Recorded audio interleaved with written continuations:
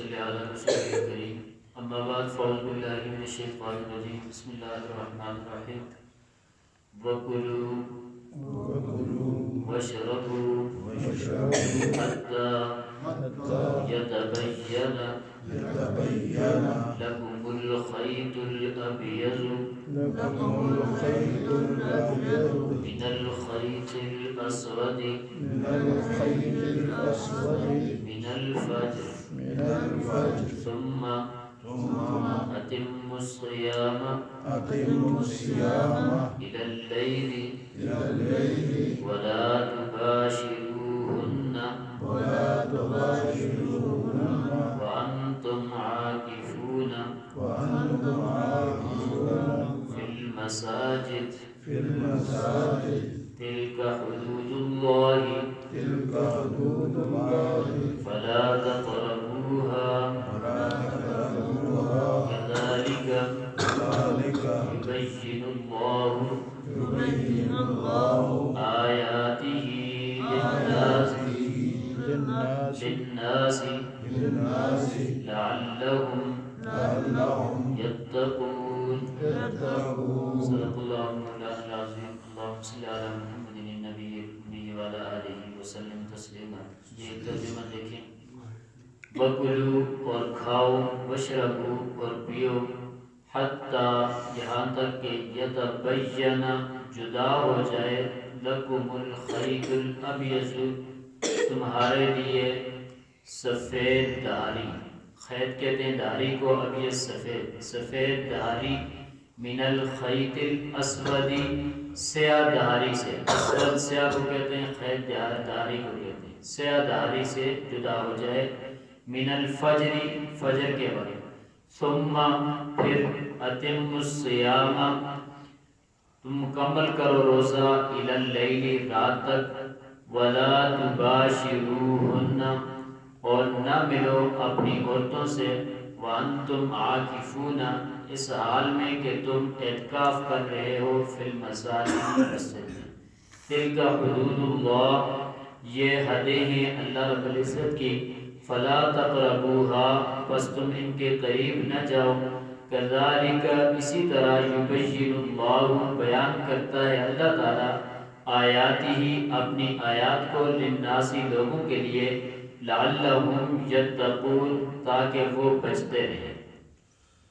جی آیت کے پہلے حصے کے اندر اللہ رب العزت نے یہ بیان فرمایا تھا کہ پہلے جو قید تھی تمہاری اپنی عورتوں کے پاس جانے کی رات کے وقت کہ رمضان المبارک کی راتوں میں نہیں جا سکتے، وہ قید ختم کر دی. اب تمہارے لیے حلال ہے کہ رمضان دن کا روزہ رکھو، رات کے وقت اگر چاہو تو اپنی عورتوں کے پاس جا سکتے ہو.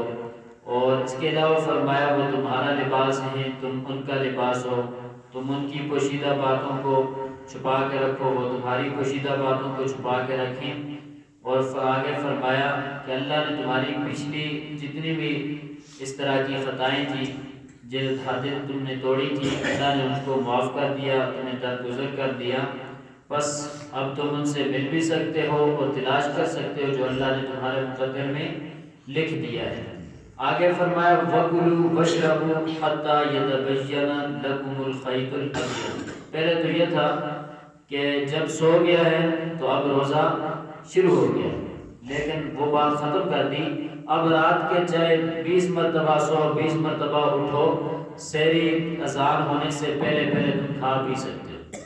وَكُلُوا وَاشْرَبُوا کھاؤ اور پیو حَتَّى يَتَبَيَّنَ لَكُمُ الْخَيْطُ الْأَبْيَضُ مِنَ الْخَيْطِ الْأَسْوَدِ فجر کی جو سفید دھاری ہے وہ سیاہ دھاری سے جدا ہو جائے، اس وقت تک تم کھا پی سکتے ہو. چاہے سوتے رہو، جاگتے رہو، جو مرضی کرو، اس وقت تک تم کھا پی سکتے ہو، لیکن اس کے بعد نہیں کھانا.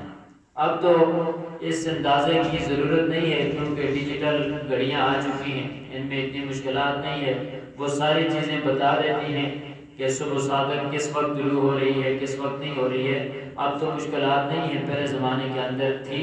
پہلے لوگ اسی طرح چلتے تھے، یہ دہاریاں ہی دیکھا کرتے تھے کہ سفید دہاری سیاہ سے جدا ہوئی ہے یا نہیں ہوئی، سیاہ سفید نظر آنے لگی ہے نہیں آنے لگی.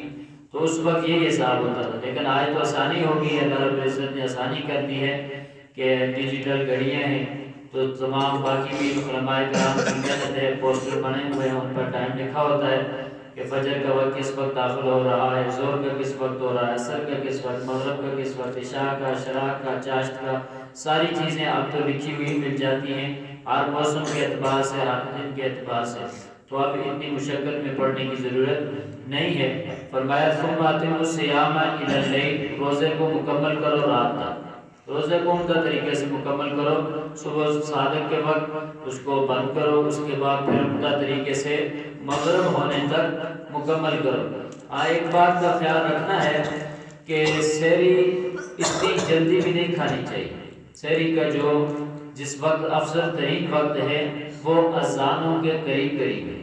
بعض اوقات ہم بہت جلدی سحری کھا کے پھر اس کے بعد سو جاتے ہیں، آدھا پونا گھنٹہ سوئے رہتے ہیں، اس کے بعد جا کے اذانیں ہوتی ہیں، تو ایسا نہیں کرنا چاہیے۔ افضل ترین سحری کا وقت جو ہے وہ اذان کے قریب قریب ہے، اذان کے قریب قریب، اذان سے 5 منٹ پہلے بس کر دو کھانا، تو یہ افضل ترین سحری کا وقت ہے۔ اور افطار جو ہے وہ پہلے وقت نہیں کرنا ہے، افطار پہلے وقت نہیں کرنا ہے۔ جب آپ کی مسجد کی اذان ہو جائے، اگر مسجد قریب نہیں ہے تو جو افطار کا وقت ہو جائے فوراً افطار کر لیا جائے، اس میں ہی فضیلت ہے۔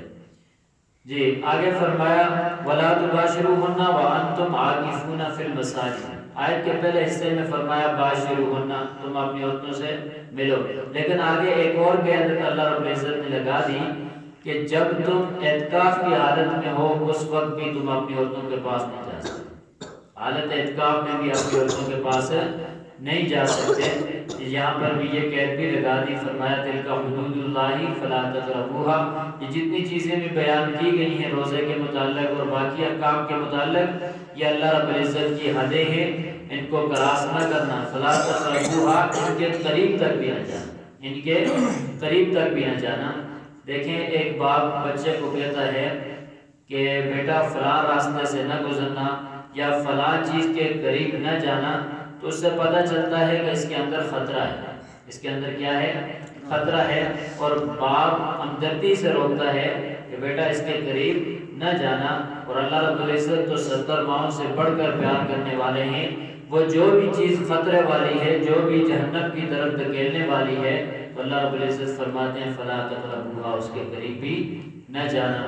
كذلك يبين الله آياته للناس لعلهم يتقون، اللہ تعالیٰ اسی طرح اپنی نشانیوں کو کھول کھول کے لوگوں کے لیے بیان کرتے ہیں تاکہ وہ ان غلط چیزوں سے بچتے رہیں اور اچھے کام کرتے رہیں۔ جی ترجمہ دیکھیں، وَكُلُوا، اور کھاؤ، وَاشْرَبُوا، اور پیو، حَتَّى يَتَبَيَّنَ، یہاں تک کہ جدا ہو جائے، لَكُمُ الْخَيْطُ الْأَبْيَضُ، تمہارے لیے سفید دھاری، من الخیط الاسود، سیاہ دھاری سے، من الفجر، فجر کی، ثم اتموا الصیام، پھر تم مکمل کرو روزہ، الی اللیل، رات تک، ولا تباشروہن، اور نہ ملو اپنی عورتوں سے، وانتم عاکفون، اس حال میں کہ تم اعتکاف میں ہو، فی المساجد، مسجدوں میں، تلک حدود اللہ، یہ اللہ تعالیٰ کی حدیں ہیں، فلا تقربوها، بس تم ان کو کراس نہ کرو، ان کے قریب نہ جاؤ۔ کذالک یبین اللہ، اسی طرح اللہ تعالیٰ بیان کرتا ہے آیات ہی، اپنی نشانیاں، اپنی آیات، للناس، لوگوں کے لیے، لعلہم یتقون، تاکہ وہ بچتے رہیں۔ اللہ تعالیٰ ہم سب کو عمل کی توفیق عطا فرمائے، آمین۔ اللہم السلام السلام تبارک ربنا وتعالی یا ذی الجلال والاکرام، اللہم اعنا لذکرک وشکرک وحسن عبادتک، ربنا آتنا فی الدنیا حسنة وفی الآخرة حسنة وقنا عذاب النار، ربنا ظلمنا أنفسنا وإن لم تغفر لنا وترحمنا لنكونن من الخاسرين، اللهم لا مانع لما أعطيت ولا معطي لما منعت ولا ينفع ذا الجد منك الجد، صلی اللہ تعالی علی خیر خلقہ محمد وعلی آلہ وصحبہ اجمعین۔